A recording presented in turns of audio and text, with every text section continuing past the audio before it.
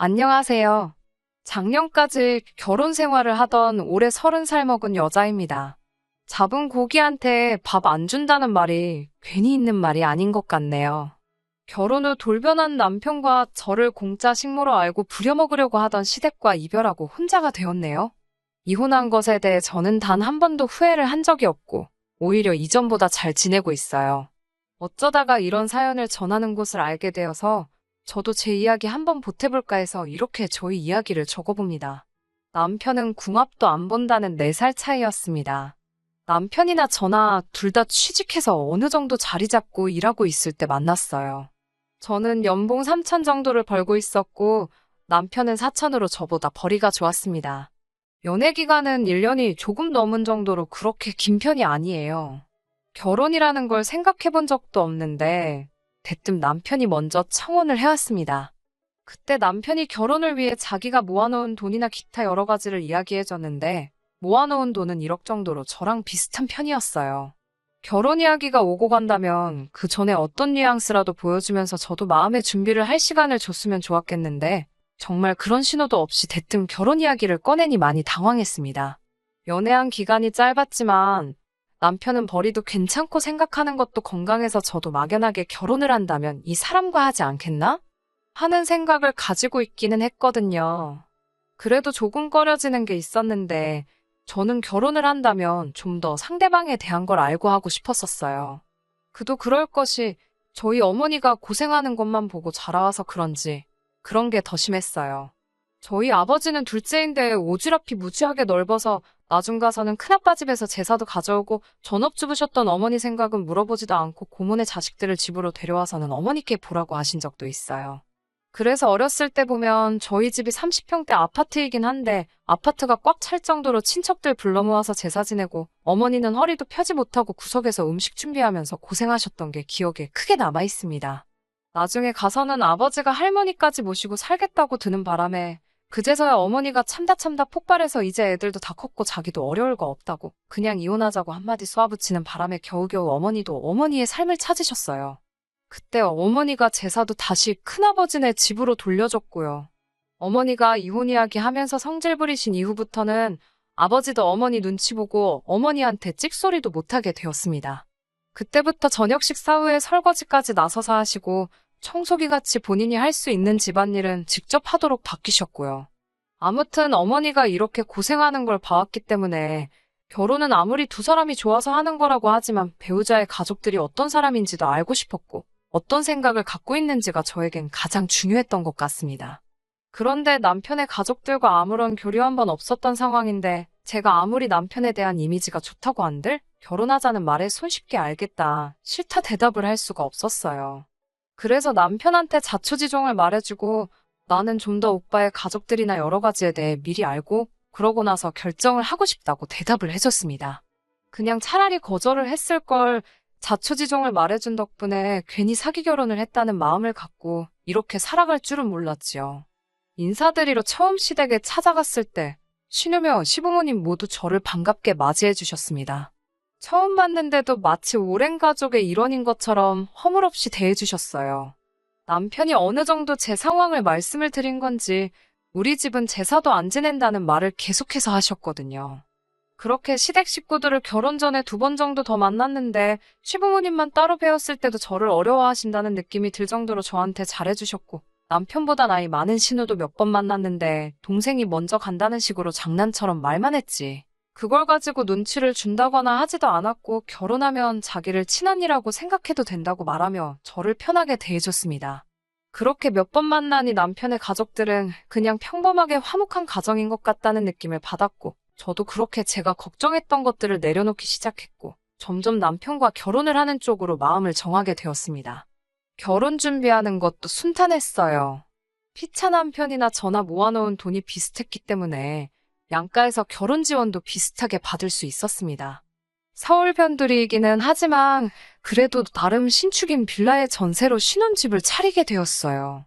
아파트로 가고는 싶었지만 돈이 조금 모자라서 괜히 대출까지 받아 꾸역꾸역 맞춰 들어가 사느니 거기서 딱 5년만 참고 살면서 맞벌이하며 돈을 모아서 5년 뒤에는 대출을 끼고 서울에 아파트를 구하던지 아니면 외곽으로 나가서 신도시권의 삶의 터전을 잡던지 하기로 결정을 했습니다.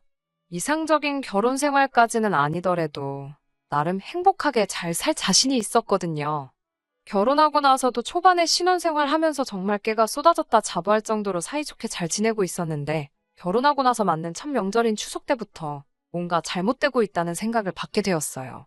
제사를 안 지내는 건 이미 결혼 전부터 시댁에서 강조하던 일이었으니 크게 걱정하지는 않았습니다.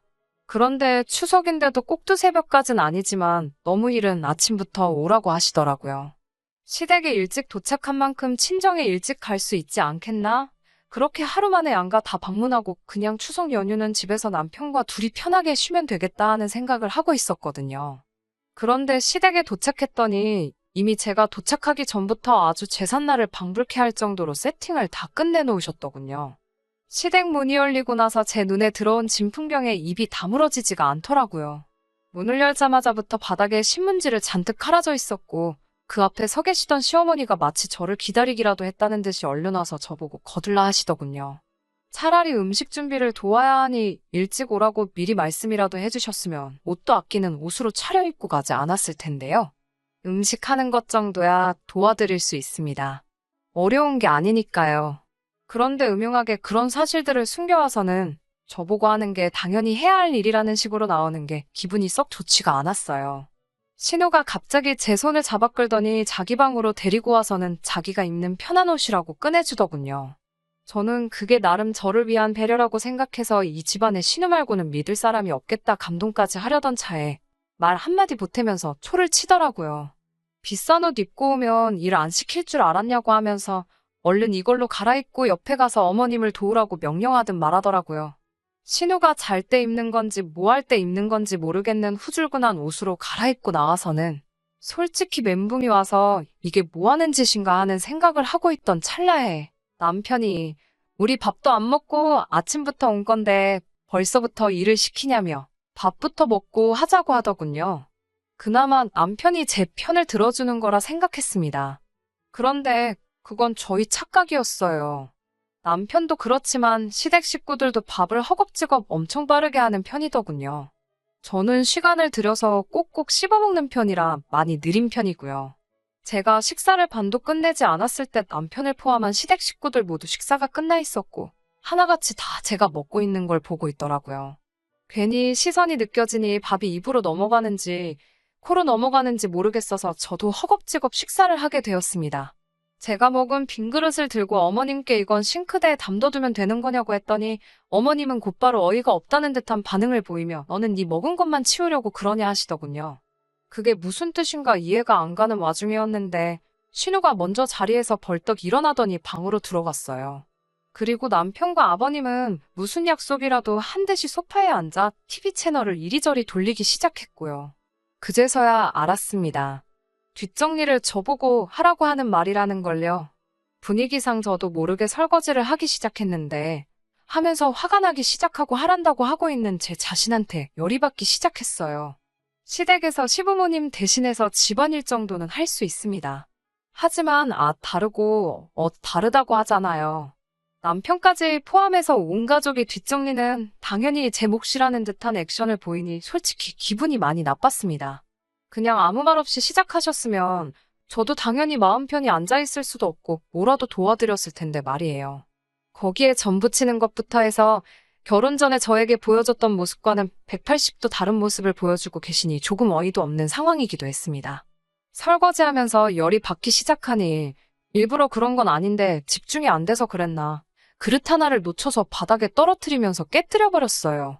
죄송하다고 곧바로 사과를 드렸는데 제가 다쳤냐고 물어보는 게 아니라 그 그릇이 얼마짜린지는 아냐면서 칠칠치 못하다고 어떻게 다 큰 여자가 설거지도 제대로 못하냐는 듯이 한 소리를 하시더라고요. 깨진 그릇을 치우면서 조금 살기를 내뿜으며 남편을 노려봤는데 남편이 그제서야 제가 심기가 안 좋다는 걸 눈치를 챈 건지 TV 보느라 소파에 붙여놓았던 무거운 엉덩이를 들어서는 저를 도와주러 성큼성큼 오더라고요. 설거지가 끝나고 나서 다시 소파로 돌아가려고 하길래 남편한테 오빠는 가길 어딜 가냐고 오빠도 이리 와서 같이 전 부치자고 했습니다. 어머님은 남자가 무슨 전을 부치냐고 회사 일하느라 힘들 텐데 그냥 쉬라고 하라고 하시길래 어머님한테 저도 한마디 했어요. 쉬기는 뭘 쉬냐고. 저도 회사 일 하느라 힘든 건 똑같다고 말했죠. 맞벌이 하는데 당연히 남편이 힘들면 저도 힘들다고요. 어차피 집에서도 반반 결혼했다고 집안일 나눠서 하는데 남편이 은근 요리 실력도 괜찮으니 전도 맛있게 잘 부칠 거라고 했어요.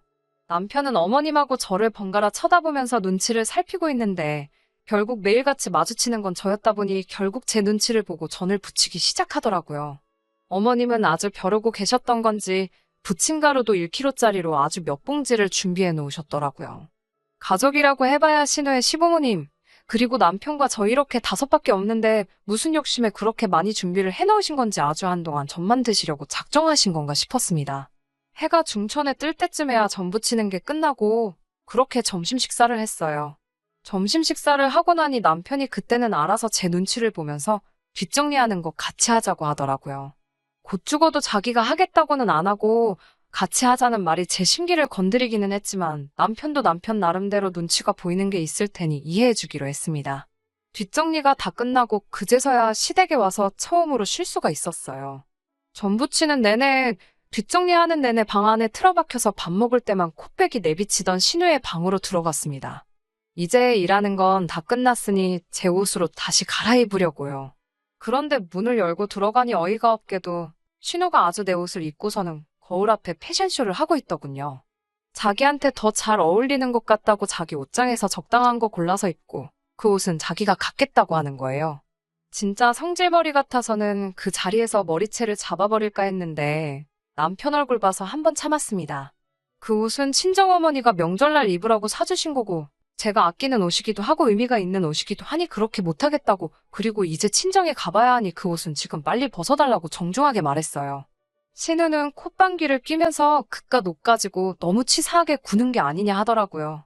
저에게 있어서 언니가 되어준다는 말이 동생 거 다 뺏어가는 심술 맞은 파쥐 같은 언니가 되어준다고 했던 말인가 싶더라고요. 제 옷도 돌려받았고 저도 더 이상 시댁에는 1초도 있기 싫어서 이만 친정에 가보려 한다고 인사를 드렸습니다. 또 막상 간다고 하니까 다행히 잡지는 않으시더라고요. 가기 전에 전 부친 것 좀 싸가면 안 되냐고 했더니 시어머니가 그걸 제가 왜 가져가냐고 하십니다. 그 말에 빈정이 팍 상하고 여태까지 참아온 게 확 올라와서 저랑 남편이 반은 넘게 부친 것 같은데 저희 먹을 것도 못 가져가나요? 하고 따져 물었어요.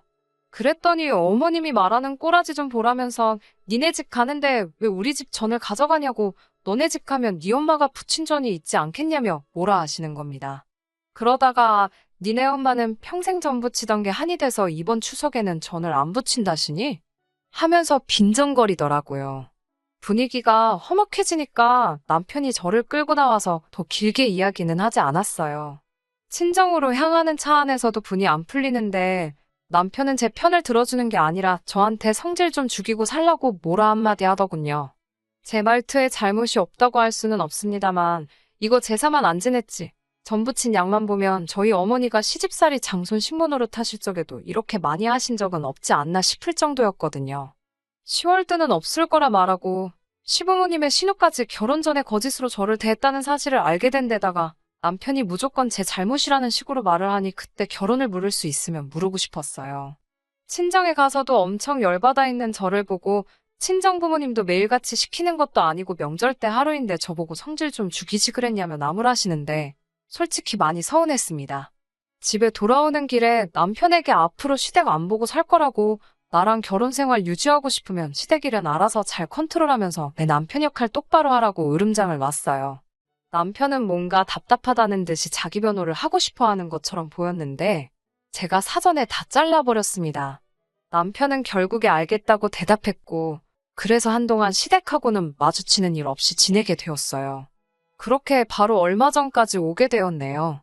연을 끊고 사는 건 아니었고 되도록 안 보고 살기로 한 것이었기 때문에 적당히 해야 할 도리 정도는 하고 살았습니다. 차츰 시간이 지나기 시작하니 저도 그때 났던 화가 많이 가라앉기도 했고 무엇보다 남편이 가족들을 그리워하는 듯한 모습을 몇 번 보인 적이 있어서 저도 마음이 살짝 안 좋기도 했어요. 저 때문에 가족들하고 멀어졌다는 느낌을 받으니 부담감마저 생기더라고요. 그렇게 시댁을 멀리하고 지내는 동안 신우도 결혼을 했는데 신우 결혼식에도 남편 혼자만 다녀왔었거든요. 그때쯤 저도 정말 너무했다는 생각이 들어서 저도 조금씩 마음을 열기로 결정했습니다. 그래서 얼마 전에 있던 신혼집 집들이에 저도 같이 가겠다고 결정을 했어요. 무엇보다 남편이 이제 다시 마음을 열기 시작한 저희 모습에 기뻐하는 모습을 보니 그동안 저도 너무 남편을 사지로 몰았던 게 아닌가 하는 생각에 미안함마저 들기 시작했어요. 그리고 제가 이만큼까지 액션을 취했으니 당연히 시댁도 제가 어떤 생각을 갖고 어느 정도까지 행동할 수 있는지 알았을 거라 생각을 했고 또다시 저에게 그런 갑질은 시키지 않을 거라고 생각을 했어요. 하지만 그게 아니었네요. 어머님은 이미 그때부터 저희 태도에 화가 많이 나 있으셨고 저를 어떻게든 굴복시키려고 벼르고 계셨나 봐요. 신우집들이라고 해서 출발을 했는데 남편이 운전하는 차가 점점 익숙한 길로 움직이기 시작했어요. 도착을 하고 나니 시부모님이 사시는 아파트더라고요. 그래서 신우가 시부모님과 같은 아파트에 신혼집을 구한 건가 생각을 했습니다. 시부모님 집으로 들어가는 걸 보고는 그게 아니라는 생각을 했지만 저는 그게 남편이 시부모님도 모시고 신우집으로 향하려는가 보다 생각했지 그런 꿍꿍이가 있을 거라고는 생각도 못했네요. 시댁에 들어가니 어머님은 저를 쳐다도 보지 않으시고는 후딱 와서 앞치마 메고 음식 준비를 도우라는 겁니다. 신우집들이를 가는데 무슨 음식을 준비하느냐 물었더니 바쁜 애들한테 무슨 음식 준비까지 시키냐고 우리가 음식을 해갈 거라 했다고 하십니다. 아무리 제가 마음을 열기로 했다고 해도 그게 시모가 시키는 대로 하겠다는 말은 아니잖아요.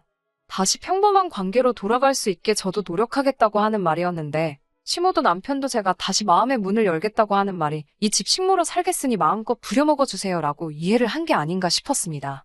그래서 제가 신우 집들이 음식 해주러 마음의 문을 연 게 아니라고 그 길로 문을 박차고 나오니 남편이 따라 나와서 알겠다고 하면서 저를 설득하더라고요. 자기도 부모님을 함께 모시고 가려고 온 거지 음식을 준비시킬 계획인 줄 몰랐다 하면서 어머니는 자기가 잘 설득을 해올 테니 차에 가서 기다리라고 하더군요. 그렇게 차에서 한 30분 정도를 있으니 남편이 저 멀리서 시부모님과 함께 내려오더라고요. 어떻게 설득을 한 건지는 모르겠지만 차에서 신우집으로 가는 내내 저한테 말 한마디 없으셨습니다. 아예 아무 말도 안 했으면 차라리 나았겠는데 저를 그냥 없는 사람 취급하면서 남편과 시부모님 셋이서만 제가 모를 만한 이야기들을 골라서 하시더군요. 크게 신경이 쓰이지는 않았습니다. 아마도 또다시 이번 집들이를 마지막으로 저는 또 한동안 시댁과는 같이 시간을 보낼 일이 없을 것이라는 확신이 생겼거든요. 신우도 신우의 남편도 예상한 시간보다 훨씬 일찍 그것도 빈손으로 도착한 우리를 보고는 적잖이 당황했을 겁니다. 엄마가 며느리 시켜서 음식을 해온다고 했는데 빈손으로 왔으니 신우도 어이가 없었겠죠. 저를 보고 눈을 흘기더니 인사도 없이 무시하며 지나쳐버리더군요. 아직도 그 눈빛이 잊혀지지가 않네요. 집들이라고 가족들 이리저리 데리고 다니면서 집 구경을 시켜주는데 저는 소파에 앉아있어도 본체만 채 자기들끼리 시시덕거리면서 좋아하더군요. 꿔다 놓은 보릿자루 마냥 자리만 지키고 있는데 솔직히 그냥 혼자 돌아가 버릴까도 생각했지만 딱 그날 하루만큼은 여태껏 날 위해 불편함을 감수했던 남편의 일련을 위해 참아주기로 했었습니다. 그런데 남편마저도 저한테 그럴 줄은 몰랐네요. 집 구경이 끝나고 신우가 근처에서 대충 주문한 배달 음식들로 집들이를 시작했어요. 식사가 끝나고 또 신우와 시어머니가 고집을 부리더군요. 이제는 아예 신우집 집들이상 뒷정리를 저보고 하라고 하더군요. 신우 남편은 이게 무슨 경우인가 하면서 자기가 치우겠다고 하는데 신우도 자기 남편한테 소리를 떽 지르면서 이참에 아주 교육을 확실히 해줘야겠다며 무조건 제가 해야 한다는 겁니다. 세상에, 신우 집들이의 음식도 며느리가 해가야 하고 뒷정리까지 제가 해야 한다고 생각하는 세상 어디에도 없는 개념에 웃음도 안 나더군요. 그래서 제가 신우한테 내가 왜 니네 집 집들이한 거 뒷정리를 해야 하냐며 소리를 질렀어요. 시어머니가 또 옆에서 저거 말하는 것 좀 보라고 하면서 남편을 나무라더군요. 작년 명절에 있었던 일까지 다시 끄집어내면서 아주 제가 집안 형제 사이부터 부모 자식 관계까지 다 이간질을 하고 있다는 식으로요. 저야 1년 가까이 이미 안 보고 살았기 때문에 두 번이 어려울 게 없었습니다. 남편이 안쓰럽긴 하겠지만 제 기분을 잘 살펴줬으니까요.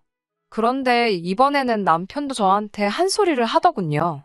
뭐 어려운 부탁을 한 것도 아니고 며느리가 음식도 좀 할 수 있고 뒷정리도 도와줄 수 있는 거 아니냐면서 왜 멀쩡한 우리 가족을 시월드로 만드냐고 뭐라 하더군요.